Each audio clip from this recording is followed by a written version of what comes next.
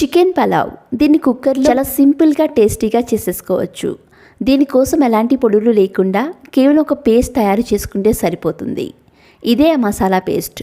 ఇప్పుడు బాగా కడిగిన చికెన్లో 1 టేబుల్ స్పూన్ ఉప్పు, కారం, కొంచెం పసుపు, కొంచెం మజ్జిగ లేకపోతే పెరుగు, అలాగే 1 టేబుల్ స్పూన్ మనం తయారు చేసిన పేస్ట్ని వేసి ఒక నిమ్మకాయని పిండి బాగా కలుపుకుని ఒక 2 గంటల పాటు ఫ్రిడ్జ్లో పెట్టేయండి. ఇప్పుడు కుక్కర్ పెట్టుకుని 5 టేబుల్ స్పూన్స్ నూనె, 1 టేబుల్ స్పూన్ నెయ్యి వేసుకోండి. అందులోని మసాలా దినుసులు కూడా వేసుకోండి. మనం చేసుకున్న పేస్ట్ని మరొక స్పూన్ వేసుకుని ఇప్పుడు 2 ఉల్లిపాయ ముక్కల్ని, పచ్చిమిర్చి, 1 టమాటాని వేసుకుని బాగా వేగాక చికెన్ని వేసి ఒక 10 నిమిషాలు హై ఫ్లేమ్లో, 5 నిమిషాలు లో ఫ్లేమ్లో చికెన్ని బాగా ఉడకనిచ్చి కొత్తిమీర కూడా వేసుకుని 1 గ్లాస్ బియ్యం వేసుకోండి. నేను నార్మల్ రైస్తో చేశాను కాబట్టి గ్లాస్కి గ్లాసున్నర వేసుకుంటున్నాను. మూత పెట్టి 3 విజిల్స్ రానివ్వండి. టేస్ట్ మాత్రం అద్భుతంగా